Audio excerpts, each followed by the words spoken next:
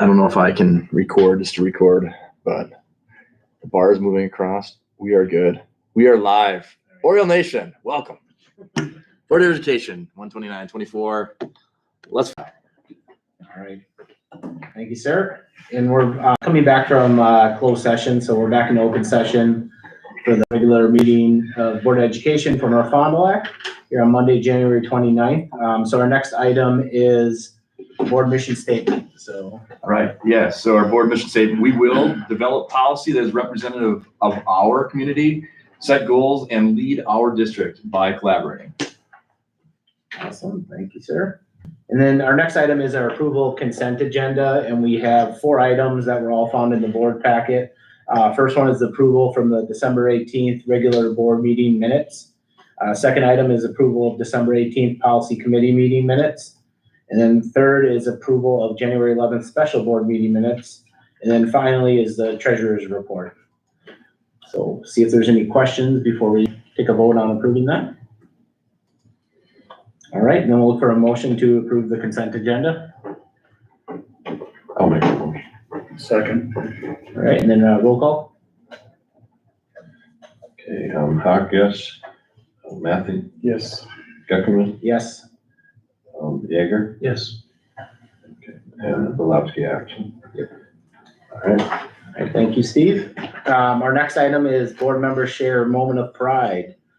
So, you know what, I'll go first this time because I always call. So I'm gonna start with Steve. So I just want my moment of pride. We got an opportunity to go down to the state board of education meeting in Milwaukee. So first off, great experience overall, and you know everyone here was there, which was awesome to see our district turn out.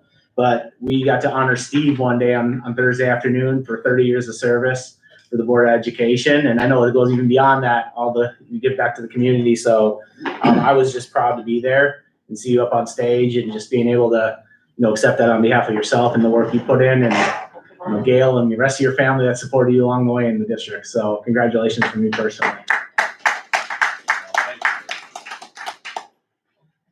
Seems like only a couple of years. Yeah, time flies, right? Well, congratulations, Steve. Thanks. And then the other item I had, a couple things. I just, the BAMS team, you know, this is kind of based on my son. He plays soccer, and just really excited for the indoor soccer piece, along with our youth basketball program and doing little dribblers for both the boys and girls. What I like seeing in those pictures is like the turnout, first off, is really cool. And then it takes a community to do all those things. So seeing, you know, teachers, other students, or you know, high school students supporting, and just really exciting to see how we're continuing to bring the kids together to give them opportunity. Mine has to do kind of with the same conference we were at. I went to several sessions on high performing schools and that are improving achievement dramatically. And it made me feel good because, I mean, we're nowhere near where we want to be, but we're definitely on the right track. The things you guys are doing as a team, putting measurements in place, tracking them, talking through the issues, are all the things that these high performing schools are doing. And I just feel, I left there feeling good that we're going in the right direction and we have the right team in place, because it's continuous focus and continuous tweaking of the measurements and the focus of the staff and the board continuously. And I think, as we'll see tonight, one of the agenda items, I just, for the first time, I felt pretty good that we're on the right track and we got the right team in place. So I felt really good coming out of there. Nice.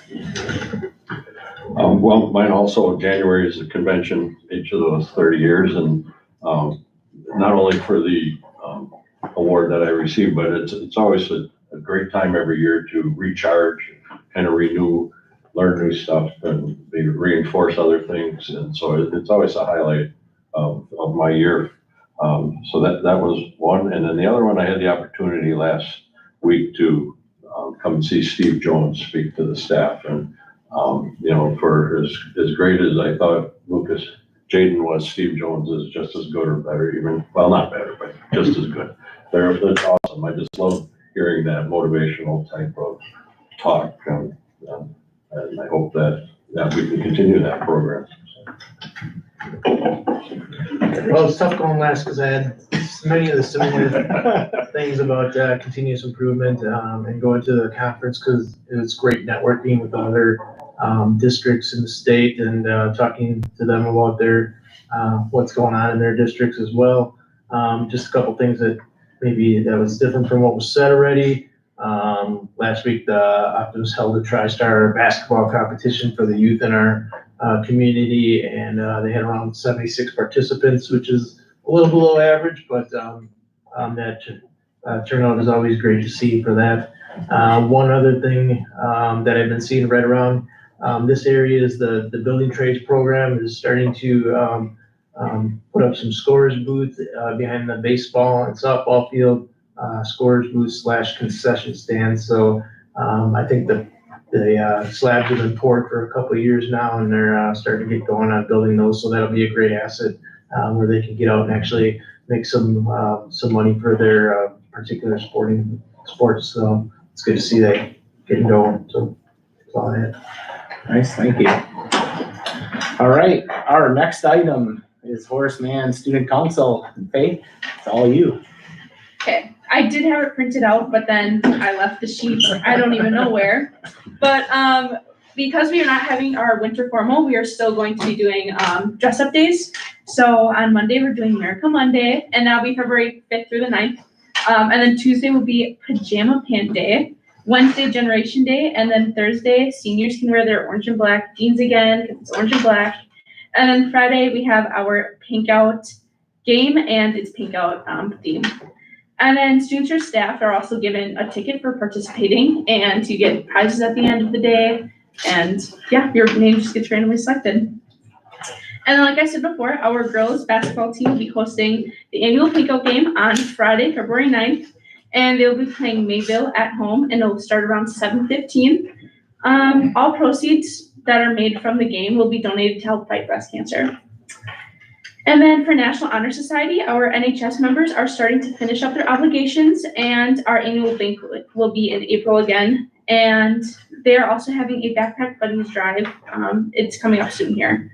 And then Key Club is excited to induct new members this Wednesday, and they will also be having a backpack buddies drive with NHS, so it'll be combined. And that is all I have. On that Friday, just as the final dessert of the week, it'd be a Stafford student volleyball game to wrap up with a little pep rally, and the students have been talking smart a little bit about that game, so a lot of us are pretty excited to show the youngins maybe we can still jump when no one gets hurt. But we're excited to have that into The that. paramedics gonna be there. Yeah, we'll have a trainer on site. Okay, good. But if anyone still wants to play some volleyball, we can get you out. What is the time? Do we know the time on that one yet or no? I'd say right around 2:30. Okay. Oh, 2:35, 911. Good. That's awesome. All right, any questions for Faith? Awesome, great job again. Yeah, Thank you. enjoy the rest of your Have a evening. good night. Yeah, you too. All right, our next item is the clerk's report. So I have it up here. Thanks. First, there are a lot of donations this month. First for Backpack Buddies, the Freiberg's $100, Rashevsky's $100, Jenny Noe $20, the North Fond du Lac Optimus annual donation of $1,700, North Fond du Lac Optimus Light Up the Park donation of $74, Wayne and Janice Shingen $50, Jennifer Dalnagari, who donated her Coles Fellowship Award of $500, Darlene Hankey $100, and Denise Cation Brooks $50. Then for the projects that were mentioned, the donations for the score booth for baseball and softball fields, Jeff Baumhart Excavating $500, and Berg Homes $1,000. Dave, I don't know if it's public yet, but I happened to hear when I was in the office of another large donation that. Yeah, there's a couple of them, I don't remember, we'll have to get that updated next month. Okay, that sounds good. And then for incubator education, Rewire Dynamics $500, and Envision Greater Fond du Lac $100. And then for the BAM's Nurturing Nest, Rick and Lori Matthew, $100. Lots of nice donations this month. Excellent. Thank you for sharing, Steve, and thank you everyone that had made a donation. Our next item is citizens' comments. So this is where anyone is able to share with the board comments from a citizen. Just ask if anyone puts their name and address up before they make a comment. All right. Familiar faces in the room again. All right. We'll move on to our next item, which is superintendent's report. So, All right, thank you, Yeah. John. Appreciate it. We're gonna kind of flip it around a little bit because we got some people who are being honored at the same time celebrating the girls' basketball team, and they just do some amazing stuff there. You talk about points of pride, like students recognizing people who made influences on their worlds, and it's so funny because not funny. It relates really well with what Steve was sharing about Steve Jones. He came in and he talked about like this element of like how we can make impact on one person at a time. And it's just by doing the little things. It's by taking the time to listen, taking the time to learn who those individuals are, learn who their story is. And maybe just, doing something, a little bit out of the ordinary to best help that individual out. And so you've got this like starfish moment where they're being recognized tonight. And the story of the starfish is, if you haven't heard this before, kids like on the beach after high tide or low tide, and then all these starfish are up on the thing, and there's all these starfish, and they're like sitting on the sand. And this kid's like throwing all these starfish, trying to throw them back into the water to save them because they're dying by just staying out in the dry land. So the older gentleman comes up, I think maybe his grandfather, and says, "What are you doing? Why are you doing all this? You're wasting a whole bunch of time." He goes, No, granddad, like I'm saving one at a time. And so he's like literally like full. And that's the same thing with our worlds too. And one of the commitments that Steve Jones said to everybody at the end is like, how can we just share, one person a week, just take and give them that intentional moment. And if we do that just weekly and own that, how that makes a big difference in who we are and what we are. And the other like amazing thing that Steve brought to the table, I thought is always about culture. We immediately look to like our leaders saying, "Oh, why isn't the morale like this?" Or "Why isn't this?" And what is said so well by him is like many times we point those fingers when what we really need to do is look back at ourselves and say, how do we make a difference within that frame?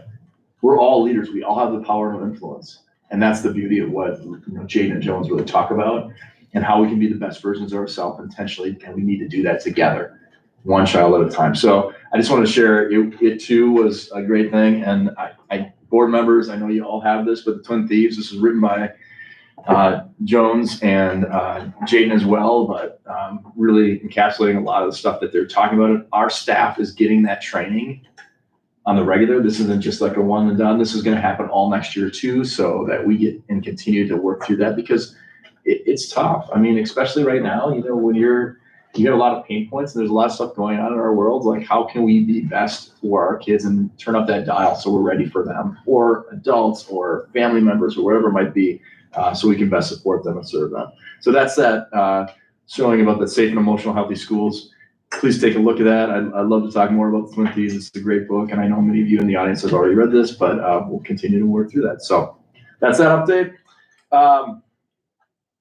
I'm going to get into engagement and communications. That's that next tier on there. I'm going to flip around student activity surveys because Jillian is going to be here in a little bit. She's also helping out with that whole process over at the high school right now. We sent out a family survey letter last week, Monday, and it was really sharing some of the things that are going, well with the feedback that we got from the families within our world, and then just talking about some specific things we're doing to enhance that. I don't know if you were all able to see that. I think it was added in here, but we want to make sure that when we're giving surveys, we're kicking stuff out to our families, that we're being responsive to say like, hey, here's what we found. This is the stuff we're working at, and then we're going to check back in with you again. And that's really the key from that. We are still working on like how we're delivering some of that student data too, because we also survey students, and our staff is working through that as we speak, as well as like how might we give a bigger, broader picture for our students to understand kind of where everybody's at as well, because that helps us like really meet that social emotional level for each of our kids too. So we got two good things going on in place with that moving forward. So the letter was sharing that, and I'm just curious if you had any questions about that, but more or less just informational for y'all to see that. Let's move into the family calendar. And it's, let's see if I can throw this down here. And there was a lot of work on this, just so you all know too. Let me see if I can make this a little broader. We tried to spruce it up a little bit. We used a little Canva this time around, change it from the traditional that we've had for a few years. And that really wasn't the work. The work was of several different staff members. We had a team of individuals from administrators to teachers from every one of the levels, really starting to talk about like how we best serving our kids, or how can we best support our students. And so one of the big things was really talking about like, what does our day look like?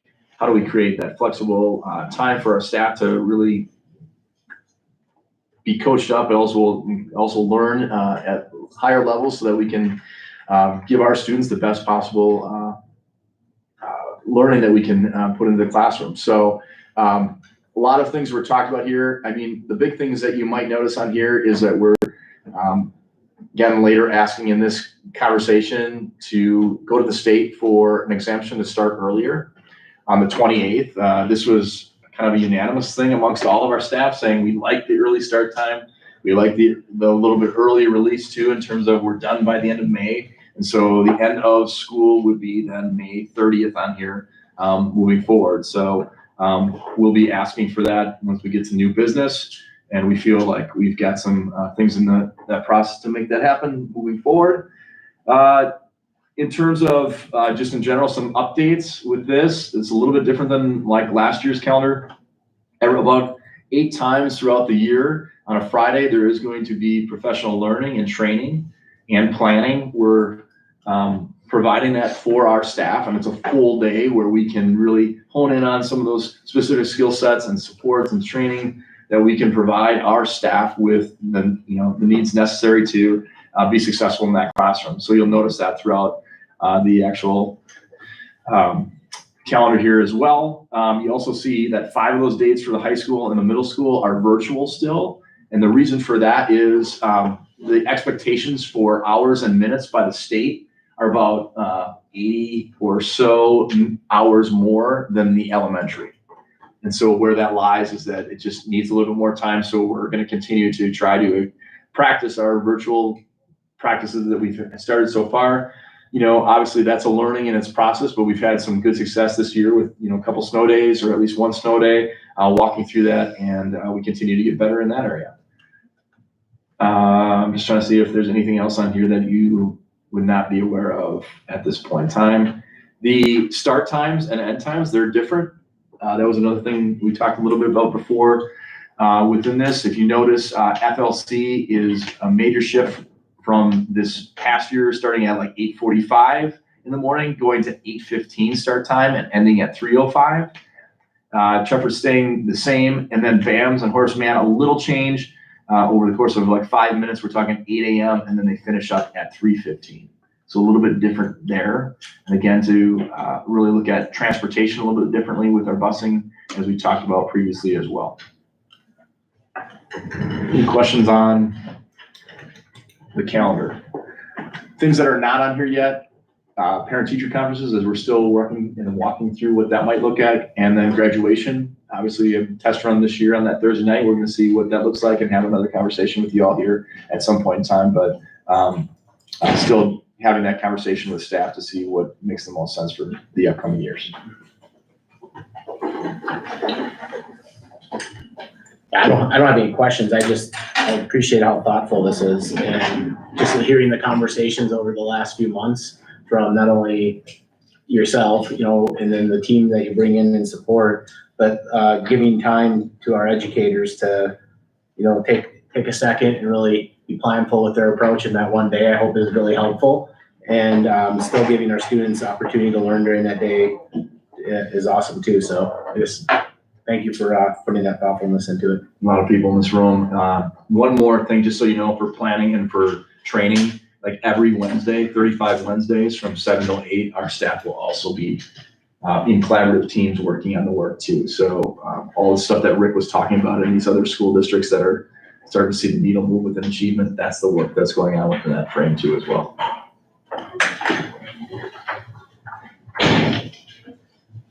All right. Any other questions on that? I think we're pretty good with those things. We'll come back to the road start date. And then I think Jillian, I don't know if you can like jump into this because we're right there.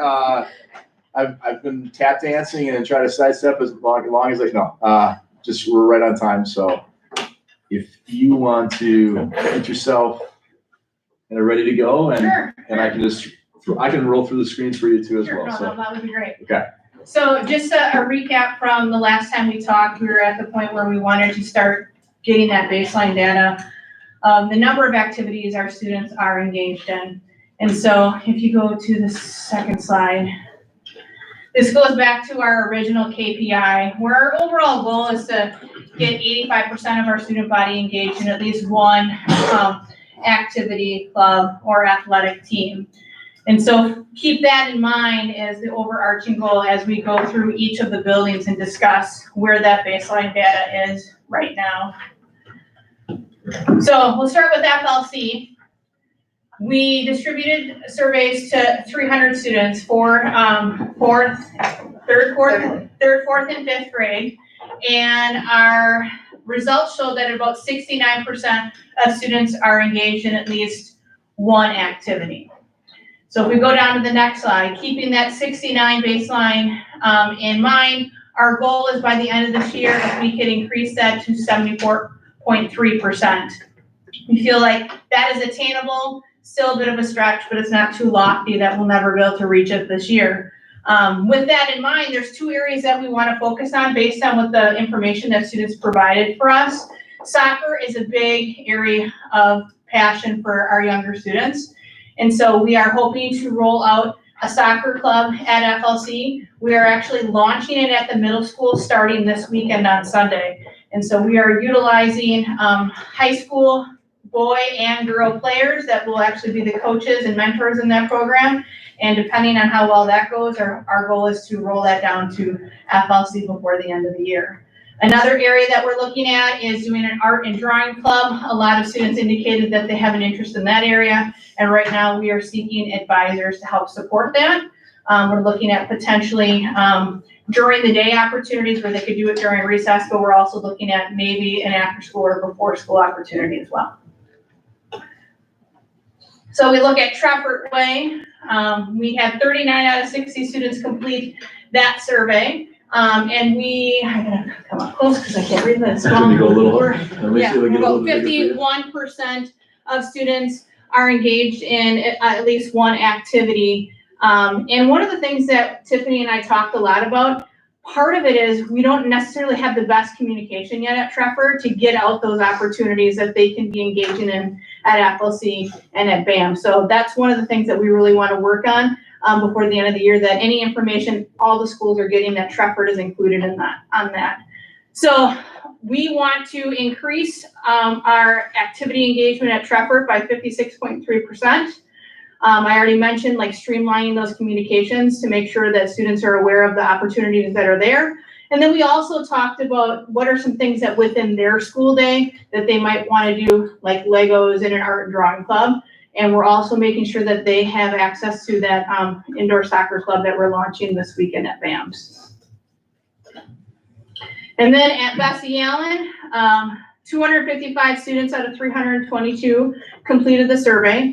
And we are at about 56.7% of students that are engaged in an activity right now. And our goal by the end of this school year is to get that up to 60.7%. Now, Mr. Gonzalez and I have really been making quite a few strides at Bessie Allen. There's a great process in place already at BAMS for how students can propose a potential club or opportunity that they want to do. And so, like I said, soccer starting this weekend. We started an art and drawing club. Theater is getting ready to launch. They're already doing auditions, and so that will be like a spring feature that you'll be able to come and attend. We're looking to secure a 4-H advisor right now, and that specifically is going to target our Hispanic population. We have a group of students that are interested in a chess club, and so we're working on getting that going, finding an advisor to them, and we'd like to send them to the state competition. And then one area that we know there's a lot of desire for is esports. So I'm starting to research what that's going to take. in terms of getting us registered, what that takes, and specifically what kind of equipment are we going to need, and figure out how we can make that happen. Can you just share what esports is really briefly? So it's like competing like in games. I don't know specifically like what they do, all kinds of things. Super Smash Brothers. Super Smash Bros. So It's a pretty common It's- one. Madden. Fortnite. Yeah, It's like it's the digital, like using the gaming and allowing students. yeah, And I've seen this happen before in the last district I was at. And you know, the creation it just goes nuts. People like a lot of students find passion in it, but what's really cool to see, and once it gets started, is just like a basketball team or a soccer team or any kind of team, like the communication, on the court. When you walk by the esports room, the communication, and I'm not just telling you like it's quiet, like, hey, move over here. You can hear the yelling, and it's a supportive yelling. It's not a yelling to get, people upset, but everybody's in that room working together to try to get things done. And that in itself is really exciting to see those critical thinking skills. So, and I'm not a gamer, but it's fun to hear the excitement that students have, and I really think that is going to hit a niche of students that don't feel like they belong anywhere. And so if we can get something like that going, it's super exciting. And I think our goal overall is when we're launching these things is how do we create a continuum all the way down and back so that we're growing on our base and keeping them involved all the way from elementary through high school. And then Horseman. So we had 218 students complete that out of 453, and we're at roughly 67% of students engaged in at least one activity. Our goal by the end of this year is to get to 72%. Again, esports is going to be big.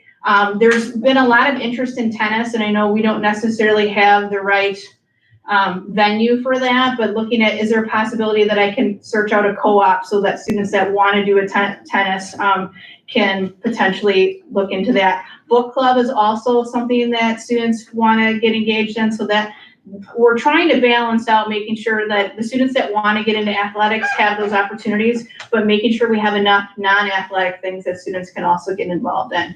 And chess club is also another area of interest.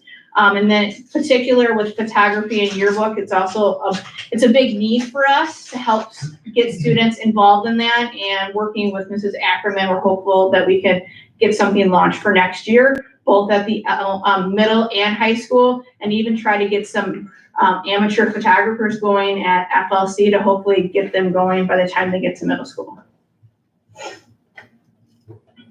So our next steps in terms of activities is we want to start surveying students and families to find out what are the barriers that are out there that might be preventing students from joining. Is it transportation after school? Is it because they are, at the high school, they're working a job because they financially have to? We want to figure out what the barriers are so that if we can work around some of those and support those families, we can remove some of them, or find other ways that we can provide opportunities that fit within what they are capable of doing. We do want to streamline the process for how students can submit a proposal for an activity.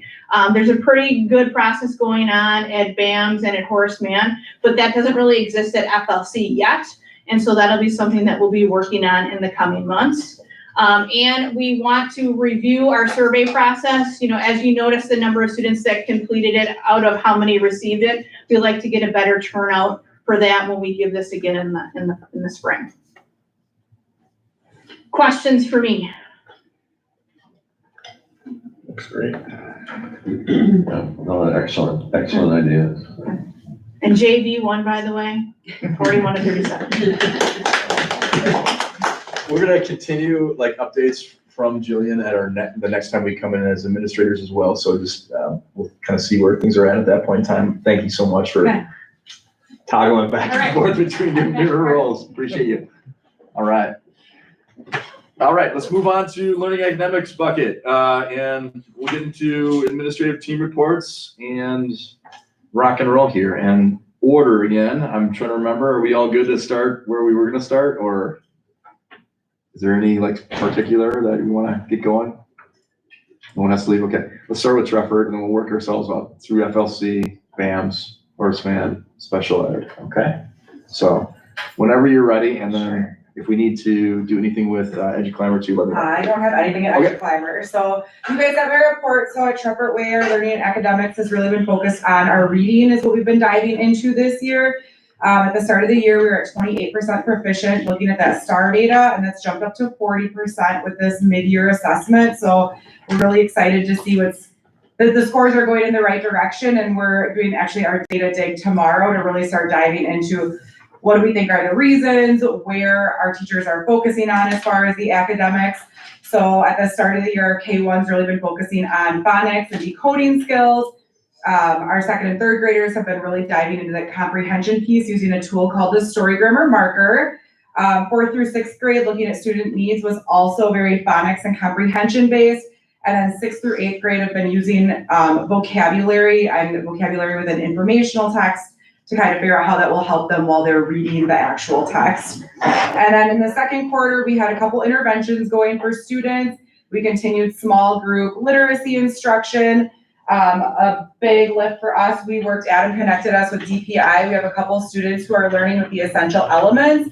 So those students who, with their IEP, are just at a different level of learning, and STAR is just not really an accurate representation. So we were trying to figure out how can we better get an understanding of where those students are at. And we found out that the DLM, which is that alternative state test that they would take in March and April, can also be given as like an intermittent throughout the year assessment. So I am hoping to start using that with a few of our students that we have to get better ideas of their growth and achievement as well. And then we've been working just recently with Jen Towell, the reading coach for our district, and she's been sharing a lot of really great ideas that we're excited to try with some students. So moving forward here, like I said, we're doing our data dig tomorrow to hopefully get a better idea of what are those strategies to focus on moving forward in this third quarter, continuing small group instruction, deciding if we need any additional interventions at this time. Any questions?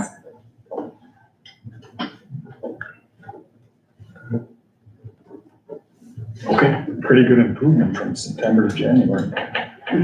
We were really excited to see that, and I think probably across the board, but our students come in and we test pretty early on, so it's, just coming back from summer, not necessarily ready to test again, and really showing what they've grown. And the kids are setting goals, especially in our 6th through 8th grade classroom, looking at their scores and self-setting goals too, of how can I improve, how do I want to get better? And I know that that's helped them to see that growth too by self-setting those goals. All right, thanks. Moving on. I think we're.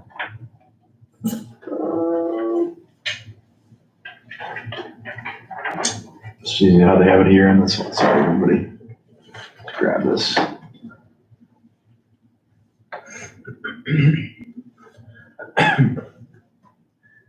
Okay, I'm gonna just flip way ahead. Let's keep with my program here. Horseman. Please don't watch the screen, you'll get very dizzy after this.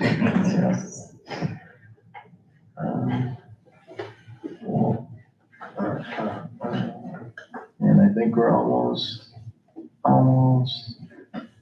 All right, here we go. All right, so at FLC, Matt, if you just want to scroll down just a little bit more, in the white, just kind of based off of some of the conversations that we had at the last board meeting, I did revise our goal just a little bit. So I looked at some trends from the forward exam from the last few years.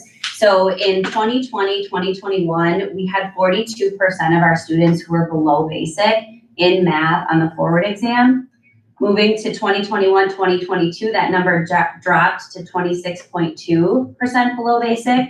And then last year we were at 19% below basic. So dropped from that 42 all the way down to 19. So based on those trends, I'm hoping we can continue to see that decrease as we look, ahead to next year. So looking at, potentially 15% or less of students that fall in that below basic category on the forward exam. The data that you see in the chart is according to STAR Math. So you can see the numbers under the fall column are the percent of students who were at or above that 50th percentile. So then winter scores to the right, and then that, that growth, or in one case, kind of that stagnant on that last column there. So you can see that we are increasing in a lot of those categories and have up to, 76% of students who are at or above the 50th percentile in that first grade grade level. And then our second highest, fourth grade, at 68% of students who are at or above that 50th percentile. So hopefully we continue to see, similar growth, if not more, for that spring semester when we go to take that STAR math again. Some of the action steps that we have focused on, just, I would say, really starting at the beginning of the year. So we've been doing some math coaching with Chris Meffert from CISA 6. She started with us a couple years ago when we launched Bridges. And so she's been with us for, this is her third year. So she comes in and does some coaching with different grade level bands. And during that time, that learning is kind of tailored to where we're at and what we think our teachers might need based on kind of some of those dates that she's coming in. So for example, in November, we focused on looking at math practice standards. This last time in January when she was here, we really took a closer look at assessments and want to make sure that we're not over assessing our students, and talked a little bit about what are we getting the most value from and what's really driving that instruction forward. So there's been a lot of really rich dialogue when we have Chris here at CISA, and I think our teachers really not only enjoy that in-time coaching with her, but then they spend about 60 minutes debriefing and talking about potential struggles that maybe they're having within the tool Bridges itself, or just different questions that they may have for her in that math space. So we are excited to continue that as we move throughout the school year. Another thing that we're doing is, reviewing that STAR data. We also have another data day coming up this Thursday. We pushed up our timeline just a little bit because that STAR data is in. And so we're having a lot of conversations, not only within grade level teams, but also with our district and FLC academic team about how can we continue to obviously move our students forward. But one thing that we found interesting in just having conversation was even how we were administering the STAR assessment. So for example, some of the classrooms that had, I would say, maybe better luck, one of the things that they were doing was saying, here's paper, pencil, make sure you're showing your work as you're walking through this assessment, because STAR is done online. So as a building academic team, we talked about that's a really good practice for all of our grade levels and all of our kids to be doing, and really slowing down and taking their time when they're walking through that assessment. So some of those types of things emerge from those conversations. Looking at number 3, just looking at Bridges intervention and opportunities for us to really be specific when it comes to what our students need. Our teachers are becoming more familiar with the intervention that is paired with Bridges. So for example, some of our second grade teachers are doing that within their own classrooms just to kind of get their feet wet and get comfortable. And then looking to really branch that out for the whole grade level to say, even though this may be my group of kids, I'm going to take a couple kids from all of the different classrooms and work on something that I know that they need. So that is something that I think has been evolving more so this year as our teachers are getting more comfortable with that tier 1 instruction first. So that's also another action step. Jumping down to number 6, one of the things that we implemented this year was Math Fact Lab.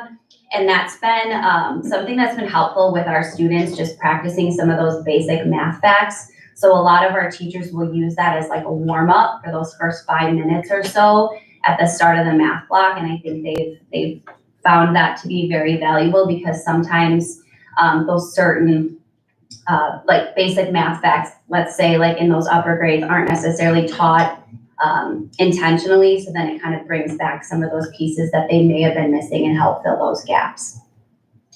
Just last week, we also have some grade level teachers who are piloting a instructional tool called Dreambox. And what's exciting about that is that's aligned directly to Bridges. And it offers not only intervention, but also enrichment. So students would go in and take almost like a placement test and figure out where they're at and what they specifically need. So it's tailored directly to them. And then it will give our classroom teacher, it's like a standards-based report to say, these are the standards that this student needs to be working on. And then that kind of helps drive instruction for those certain students. And it can also be used at home, which is another, I think, advantage. Very new, but we're starting to just, again, explore what some of those options can be. And finally, just really trying to look at some of that professional learning when it comes to instructional technology. So we looked at Pear Deck earlier this year, and that's been neat to see. We've had some teachers really kind of experiment with exit tickets. And so all of their students might be working on a problem string, and all of their kids can go in and answer a problem like right on the computer, and then the teacher will be able to see what those responses were. And it's even like can go as far as showing work and writing out different things. So that's been a really neat tool, I think, to kind of assess some of that learning, you know, as we're going. Any questions for FLC? Were we gonna do behavior too at the same time? I think so. Yeah. Yeah. Yeah, that's okay. Carrie, Yep. Brad, you guys ready to play? And am I able to capture that? Yep, so go up one right there. Yeah. And then it should say district, discipline. This one right here? Yep. No, that's 22, 23. Scroll down. Right there. This one? Okay. Yep. Thank you. And then if you want Brad, scroll all the way to the bottom. It'll be the left, right there, right there. Okay. Yeah. Great. Yeah, FLC behavior, just we look at certain percentages, obviously, when we first started, just what are our percentage of kids getting majors and minors. You can look just on the left there in terms of where our majors are in this year versus last year, just that percentage of students with those. This year we have 32 kids. Is that 32? 32, yes. That's a long way. 32 kids versus, I believe that's 69. Yep. Definitely not failing the side test here. Just that big difference in terms of where we are with those kids this year.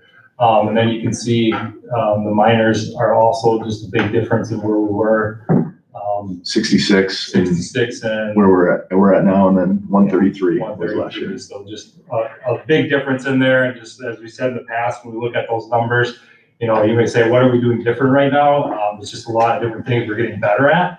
You know, we talked about last year, just restorative practices, just some of our collaborative stuff. Just even talking about our cultural playbook, ERO, you know, our events, our response, and our outcomes, and just working through that with our staff. And just when we have a lot of issues during the day, how are we sorting through that, and how are adults being regulated to get through that? You know, we have some behaviors, but we're also getting very good at some of those strategies, and just our SEL team is a big part of that, and just teachers in general are really taking on a lot of different things to try to, you know, work through some of these things within their classroom. So that's been super helpful. As you scroll over to the right, you can see those are some of the same numbers within there, and those spaces too. We look at just percentage wise, I believe they're up there. Just majors, we're at like 2% of our student population, you know, has majors right now in terms of that. And then minors would be 4%. So definitely down there.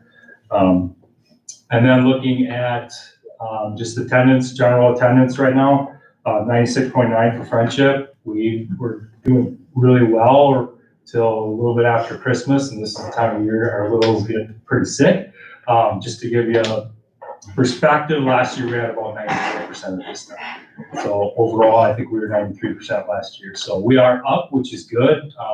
We are still having attendance issues, just a lot of different things trying, you know, just in terms of connecting with the high school and the middle school, and just trying to be on the same page with our messaging to families, and just what does that look like and how do we help and support those families, but also thinking outside of the box and doing different interventions or house visits, or just trying to figure out, you know, what are those barriers right now for our families. A lot of it is transportation, you know, and how do we help with that transportation piece, because we have lots of families who struggle with that. So just trying to be creative and just being also mindful in that we do have a lot of families, and how do you, it gets tricky when you're trying to say, hey, this family we're gonna do it for, and that family we can't, but we try not to do that. We just try to figure out what is our best way to help them and connect them with either families in the community, just different places we can do that to try to get our families here. So we've just had to be a little bit more creative this year, and maybe we haven't been as sick. I don't know.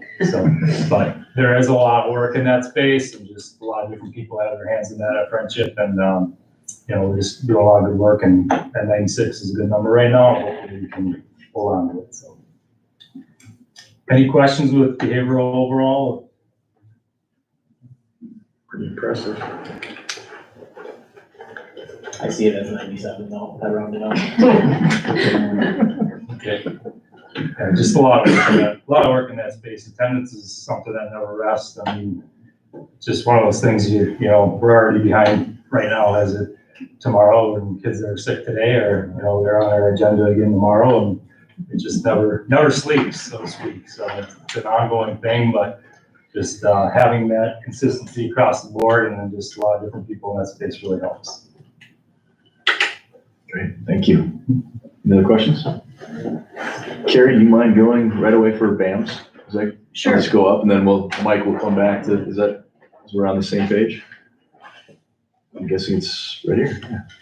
So if you can see on the chart here that BAMS currently has 34 majors and 59 minors. Yeah. Both are lower than last year. As you can see on the right-hand side, that the majors are down by 48% and minors are down by 35%.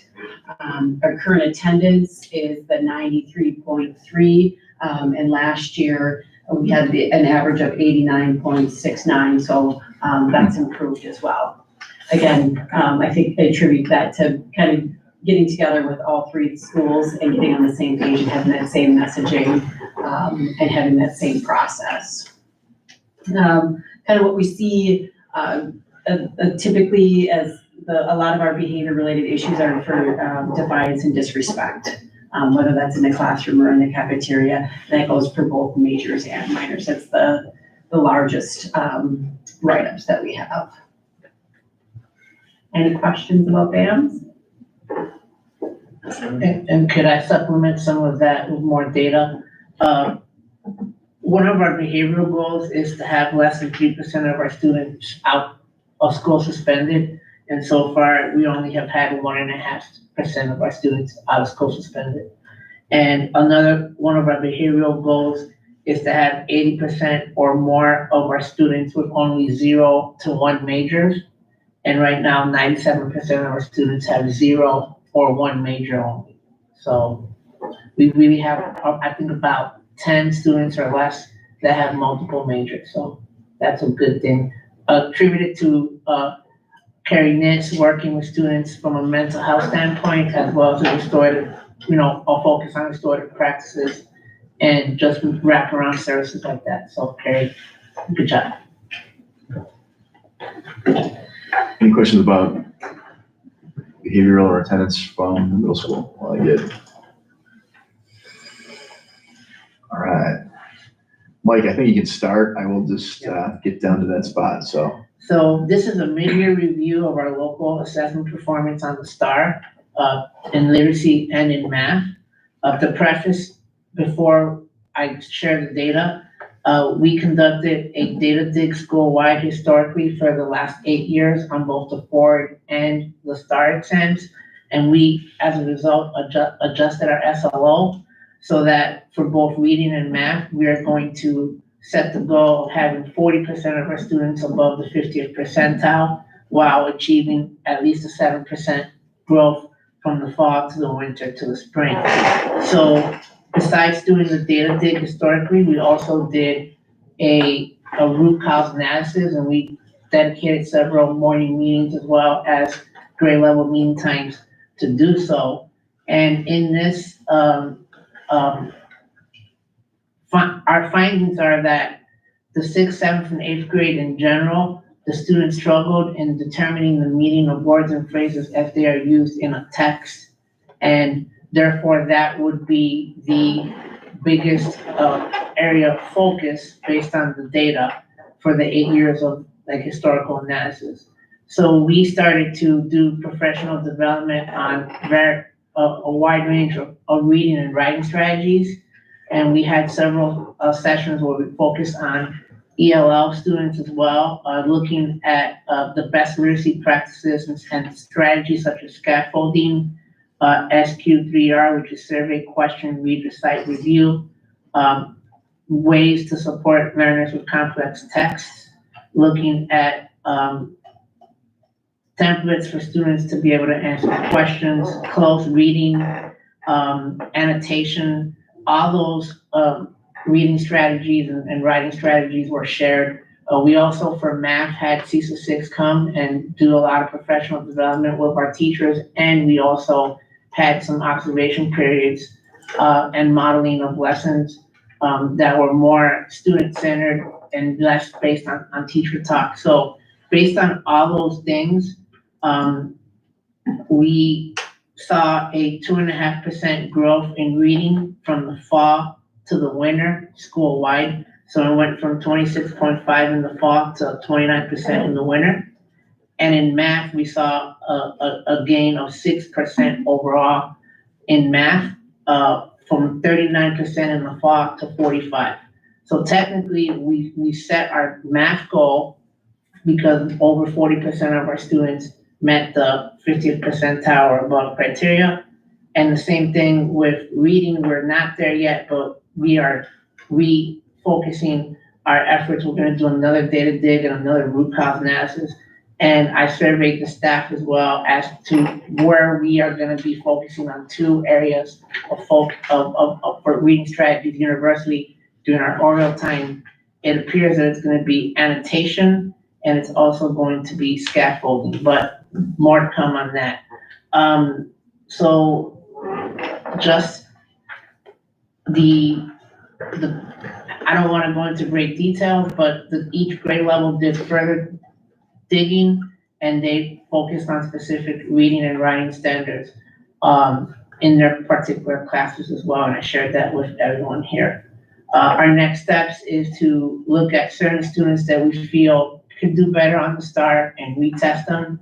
Also, focusing more professional development in literacy strategies, having more work with the math of CISA 6 group, and also having specific grade level intervention plans. So for example, 7th grade already has theirs in place, and they're gonna dedicate their Oriole time to group different intervention, and have grouping students into different interventions based on their levels and focusing on particular skills for those students that need that particular skill or skills to be worked on. And we're just gonna be applying the strategies that we mentioned. So that's all that I have for the academic update. Are there any questions? All right, Mike, thank you very much. No Appreciate problem. it. And let's head over to Horace Mann.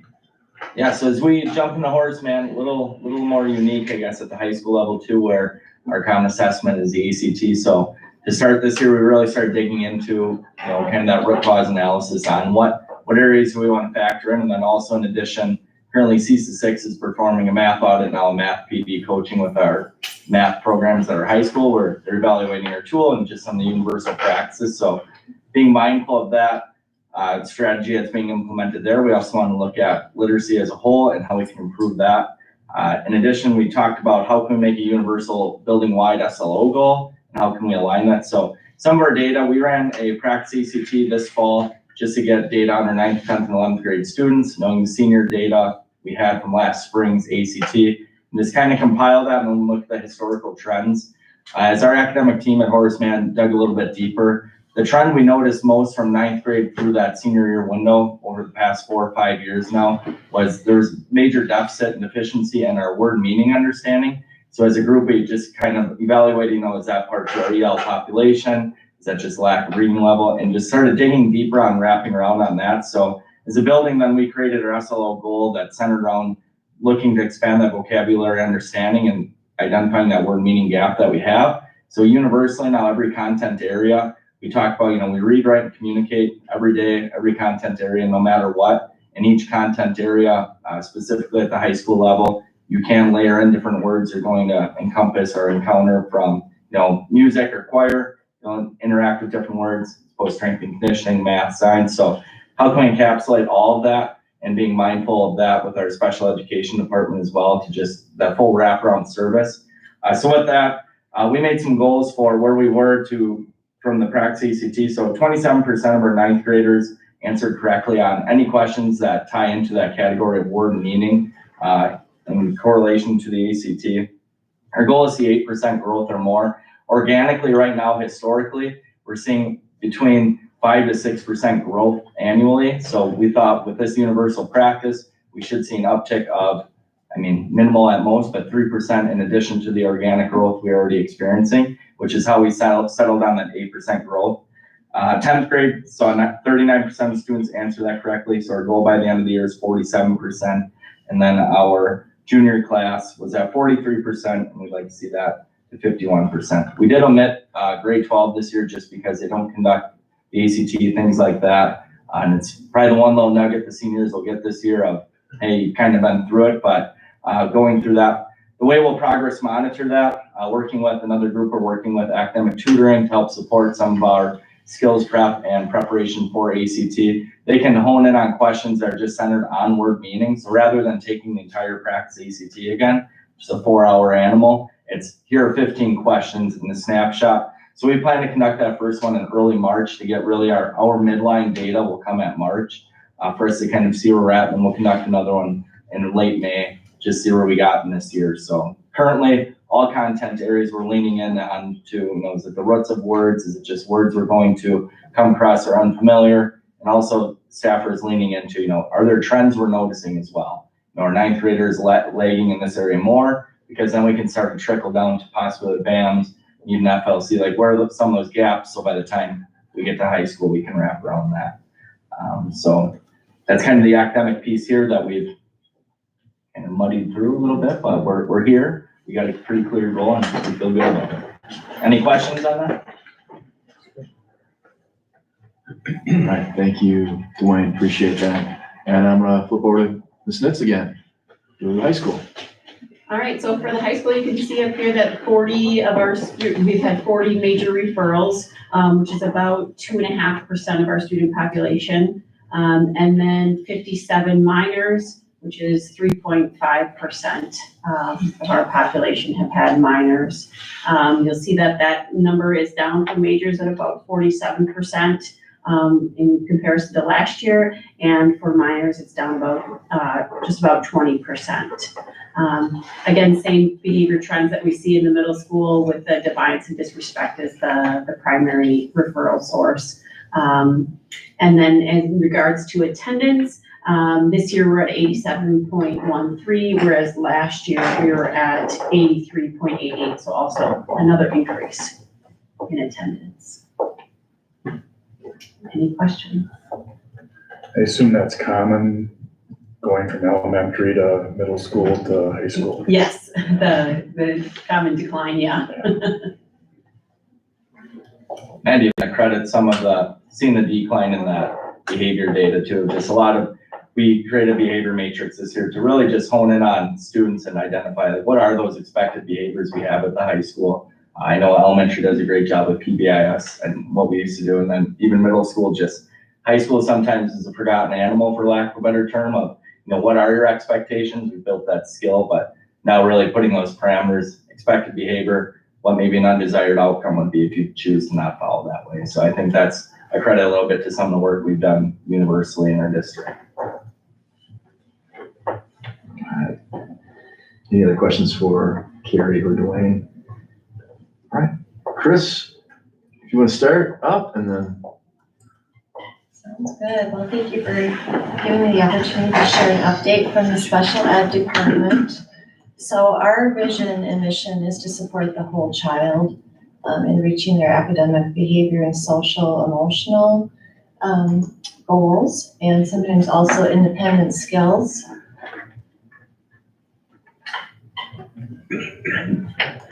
I'm sure I get the right here. Yep, I'm good. a little bigger.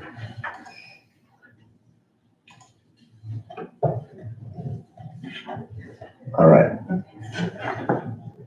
So that's our vision and mission, and reading achievement is a high priority for our department because it impacts all areas. Obviously for academic, you know, when you're reading, that's part of what students are doing every day in the classroom. But as far as behavior, if you're struggling as a reader, that can definitely impact your behavior because you might be trying to avoid, you might be trying to get attention. We call it bids for connection. When students are behaving, they're trying to get a connection with that person, and maybe it's not in a positive way. But if you are able to read at a level of proficiency, we see some of those behaviors start to diminish. So it definitely impacts that area. And then also social emotional, when you struggle as a reader, that can definitely start to erode at your self-esteem. You may not be as engaged in activities, social connections, things like that. That's very apparent to kids, and they understand where they fall. So we want to address that. We want to give everybody that opportunity to reach their full potential. So I looked at the STAR data for my SLO, and it's important to compare apples to apples and not an apple to an orange. So looking at STAR, we assess our first graders through 12th grade. I'll get into that a little bit more when you look at the numbers. But that's the reason for using STAR. Also, we can drill down into the subdomains, and we can really look at where are those lagging skills and where are the gaps, and then we can start to fill them. So the SLO that I chose for this year was that 25% of our students with disabilities would be reading at the 50th percentile or above, as measured by the STAR. And that may sound like kind of a low goal, but when I talk about the different numbers, which you've seen, we want to be realistic, and we're embracing our current state and then knowing where we want to be heading.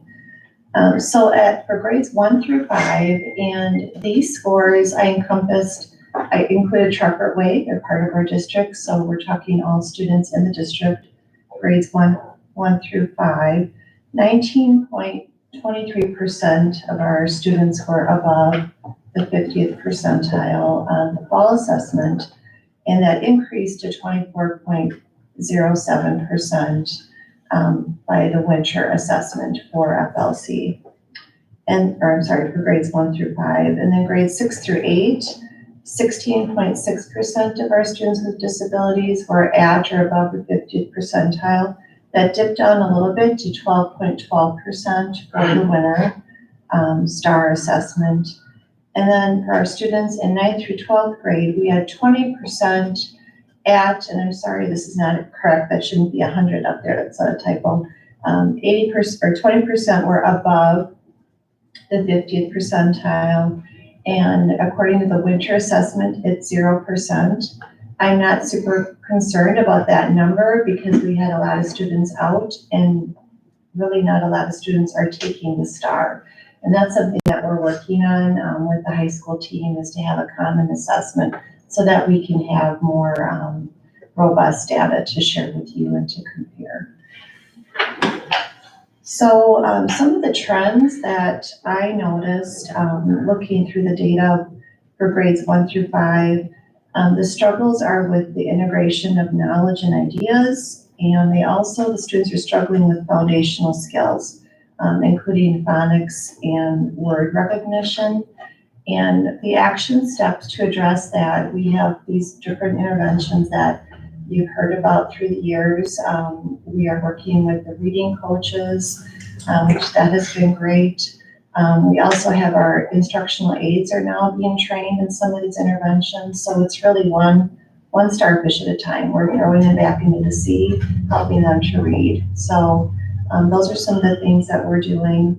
And then of course, looking at our tier 1 and how we can beef that up using UDL strategies.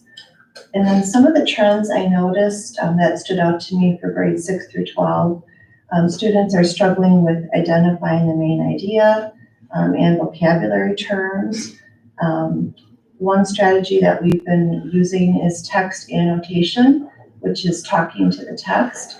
So if you're reading, you can circle the main idea, you might underline some details, you might write a question in the margin, like I wonder about this, or I'm curious. And that just enhances that engagement of students with their reading material. We're also noticing we need to fill in gaps with some of those basic phonics, even at the high school level, because we are still experiencing unfinished learning and unfinished teaching from COVID. We're not looking in the rearview mirror, we're looking forward, but it happened. And so that's part of our current state, where we have to really fill those holes. We also notice a lot of our students with disabilities struggle with dyslexia. And some of these interventions that we're using address that. For example, the Barton reading approach that definitely addresses dyslexia, and we're seeing gains. But something to keep in mind with our students with disabilities is they're all different, and sometimes they need the gift of time, and good things take time. So we're not giving up on anybody. We have hope, and we're excited about the future. Any questions for me? And I brought the manual. These are all strategies for some midnight reading. Infamous red book. Infamous red book. I just want to thank all of our administrators again, the time they put in to the work. And again, Rick, I'm just echoing what you said before. When you start watching these other districts, we're starting to lock into those areas as well with getting specific laser-like root causes, tackling that. And so I'm very happy with how systematically we're moving together, and we're starting to talk that same language and that commonality amongst all of our levels. And I feel very confident that this continued work and staying in that same lane, we're gonna see some amazing things in the upcoming years here. And even in a short period of time, like a few months, you're seeing some amazing growth already within that. So super excited for our team, and I'm extremely excited to be part of this group right here. So thank you all for everything that you do and bring every single day. So it's great work. It's been something we've been looking for a long time. I think we finally got the team in place to move us forward. So it's an exciting time. all right. The only other thing, I don't know if we want to cover open enrollment now or do that while you're in the new session, because that's really the last thing we have to share. I want to share now. Okay. So You guys need to stay anymore? Or? they are more than welcome to stay. They're also more than welcome to head out. Adios. So please, thank you, everybody. Sheet cake tomorrow, everybody. Sheet cake tomorrow. I actually ordered one. Did you? Tomorrow. Okay. Well done. Well done. Thanks, everybody. Thank you. I'll stick around. Perfect. Yeah. Yes, absolutely. Yeah. Absolutely. So one of the things, that we have to figure out at this point in the year is really how many students of open enrollment are able to come in, how many are we keeping those doors open for? So a lot of that's based upon what numbers we have, what we see and forecast that will happen, and then trying to determine what is that sweet spot, because obviously there is some amazing stuff about having people coming in, and there's also that balance of having not too many people, leaving as well. And so we're trying to keep that balance. And right now, I think last year we were allowing somewhere around the number was 350 coming in, and we had about 150 leaving. So we're trying to keep in that same kind of ballpark right now, because our growth isn't substantial. We are at that maybe 10 students per year projected for probably the next 5 years, at least right now. That doesn't equate into any of the new structures that are going up in our neighborhoods yet. That is just purely based upon what we've seen and the traditional increase throughout the years. So when we walk through this, we are really calculating all those things that were going on. We're also trying to determine like class sizes across the board. And this determines like staffing and how, you know, we appropriate staffing within the district.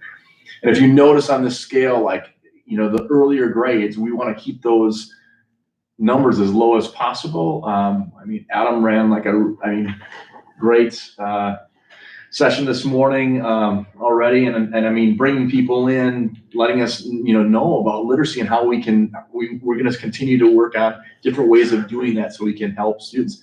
When we have those smaller numbers at those lower levels, we're able to really work with those individual students even more so. And then if you notice as the grade level gets a little bit higher and you get in that 7th, 8th grade level, we're in that 28, even close, in the high school, 28 is still a really pretty good size. And whereas other school districts, you might be approaching 30 easily on some of those areas.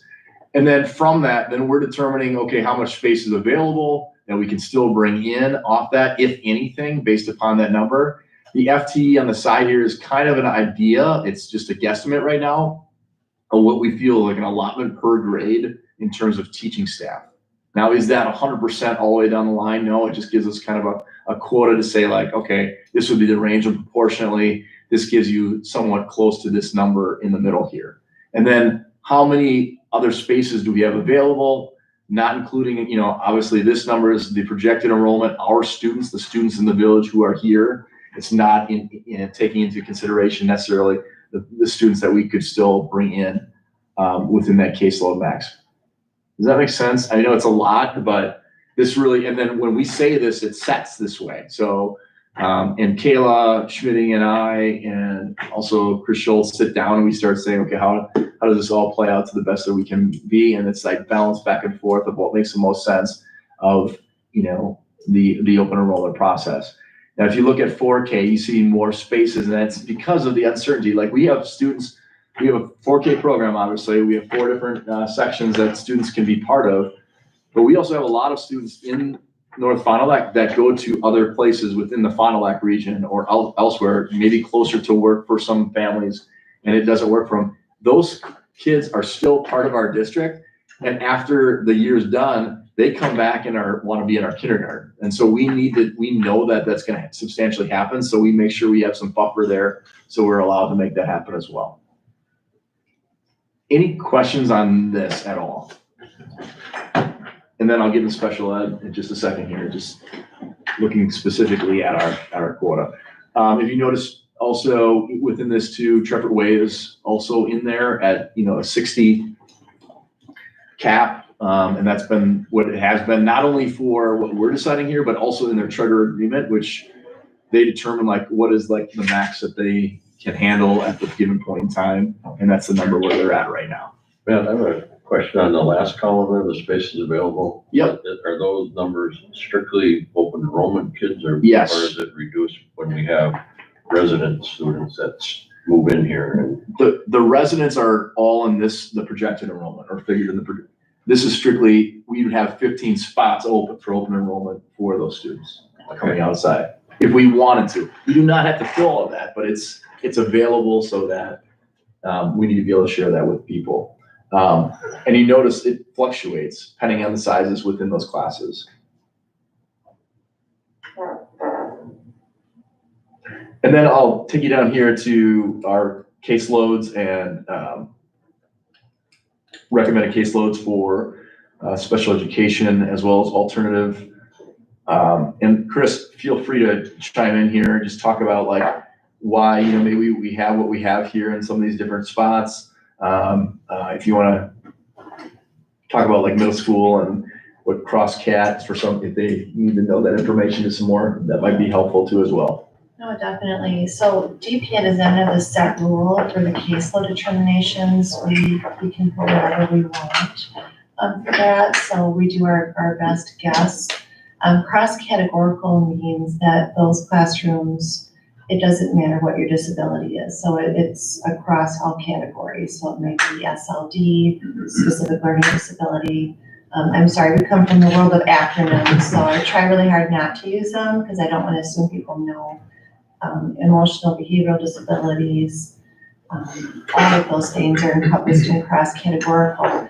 Elementary alternative presentation, that is considered, it's not as self-contained. We don't have any self-contained programs in special education in our district, but that program is very much geared towards alternative presentation of the curriculum. So they're using the essential elements and not that common core.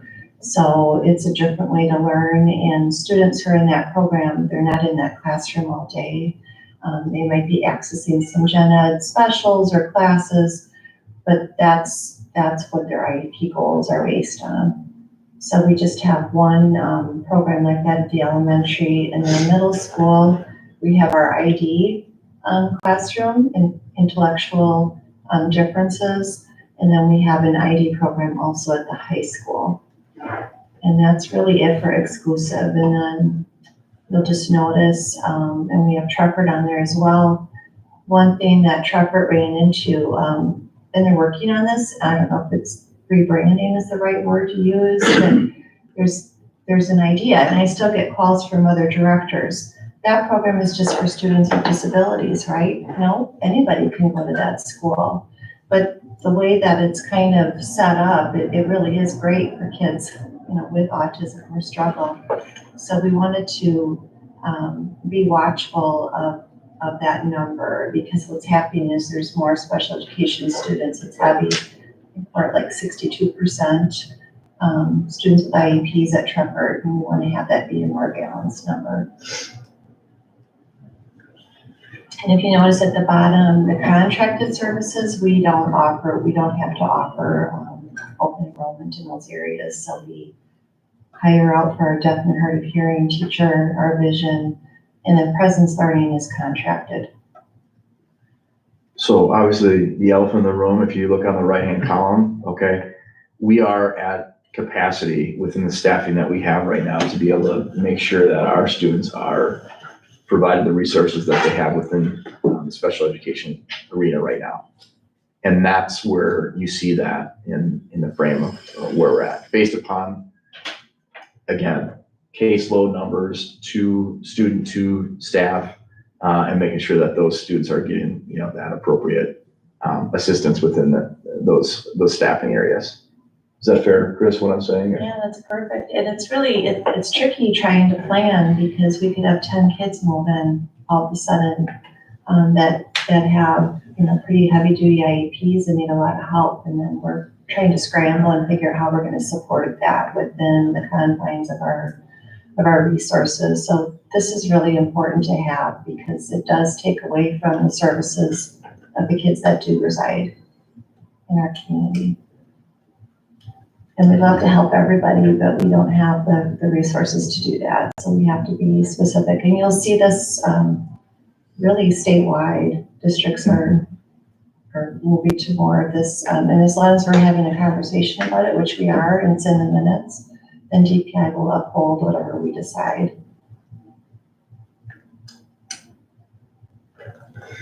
So in your projected enrollment, that includes the kids that are open enrolled already? Yes. So in that, usually, most students open enroll in that 4K / kindergarten timeframe, most of them. And then ones who open enroll in other areas is depending on if there's any openings in that time frame. But beyond that, if it's closed, or if it's like, 4 students, then Kayla Schmitting goes through that process of saying, here's what's available. If people come in, and then there's a stop block at some point in time saying, okay, we can no longer, we'll put right now we're here. And then there's a second window for them to actually potentially enroll again or appeal or ask for another later in the summer to say, okay, we got a clear, more visual picture of, we've had some students leave, we still have some possibilities here for people to come in. So it's this constant, Kayla's constantly going back and forth between those two frames within that. And all the information here right now is based upon our second, third Friday count, which just came out a couple weeks ago in January. Which was also interesting because we had snow days when it was supposed to be taken, and the state had to figure out how to do that. And then snow days backed up to Martin Luther King Jr. holiday, and we were like, what do we do? We don't have the day. And we reworked it. We were okay. And Kayla did a great job of making that happen. So. All right, any other questions on here? This? I really have no further in the report. And then, When we make for new business, discuss and consider that part. Yeah. For open enrollment, we're Yes. just considering the recommendation here. correct.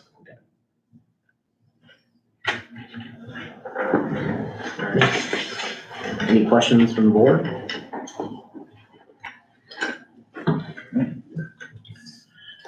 All right, thank you. Our next item, we will go to new business. We have 5 items on our new business for today. The first one is what we just heard about, discuss and consider open enrollment capacities for the 2024-2025 school year that were just recommended. So first off, any additional questions for that?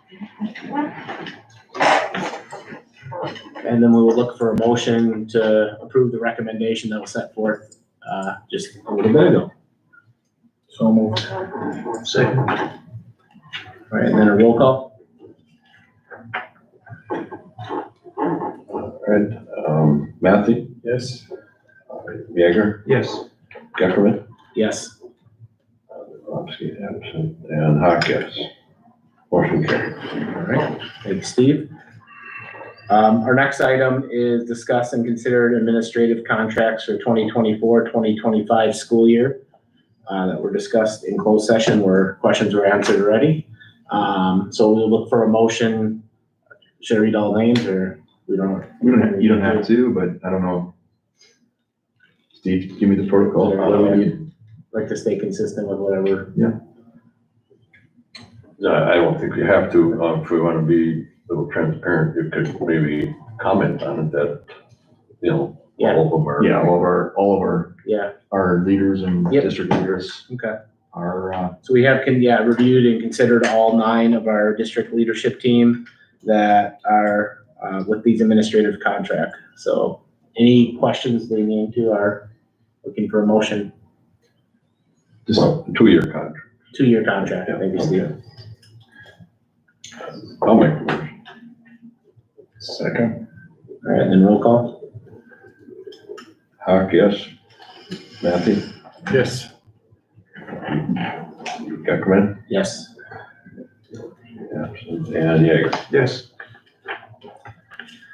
All right, next item is discuss and consider the early start date of August 28th, 2024 for our 2024-2025 school year that was discussed earlier. So this is not for the calendar, this one. This motion is just for the early start of that for Labor Day, August 28th date. So look for a motion for that item. So moved. Second.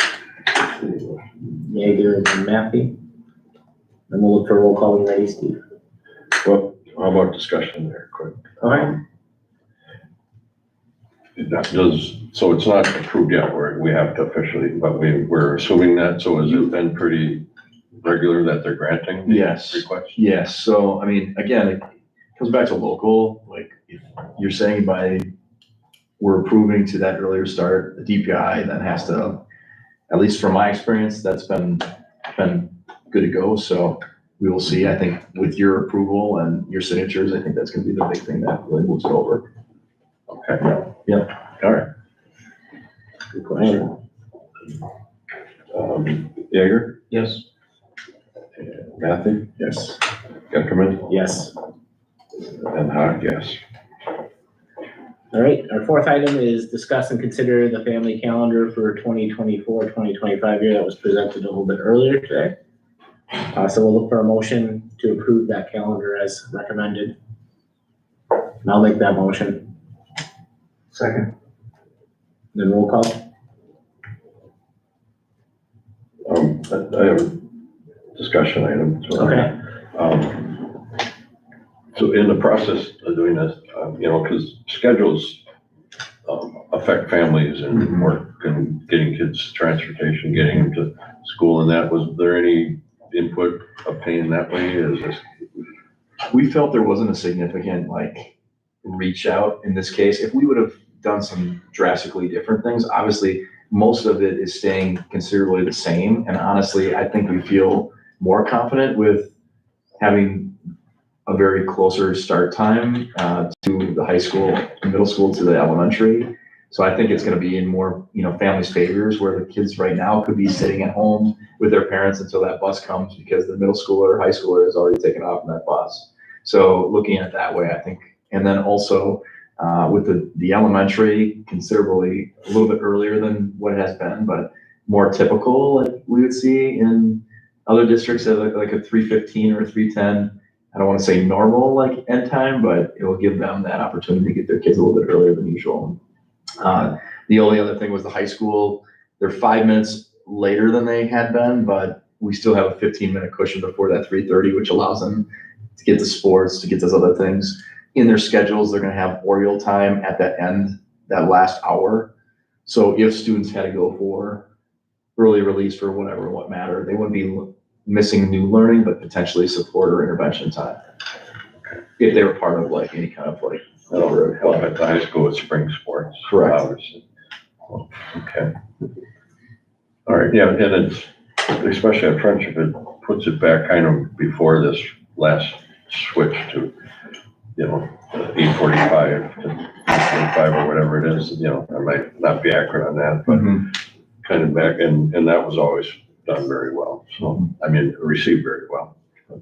Awesome. Okay, Great. all right. Let's see, Geckerman? Yes. Absent Hawk, yes. Jaeger? Yes. And Matthew? Yes. Okay, then our final item is just a continuation, instead of discussing, consider second reading of our policy updates. So we had our first reading back, seems like forever ago now, right? But in the previous board meeting, and then we did the committee back in December 18th, I think it said originally. So looking for that motion for the second reading of the policy updates. So moved. I'll second. And roll call? Okay. Matthew? Yes. Geckerman? Yes. Hawk, yes, and Jaeger? Yes. Motion carried. Excellent. That is all of our new business items. And I don't think we have a need to go back to closed session at all. So then we are set. Our meeting's adjourned today at 8:43 p.m. on January 29th. All right. Good night, Oriole Nation. Thank you for joining in. I think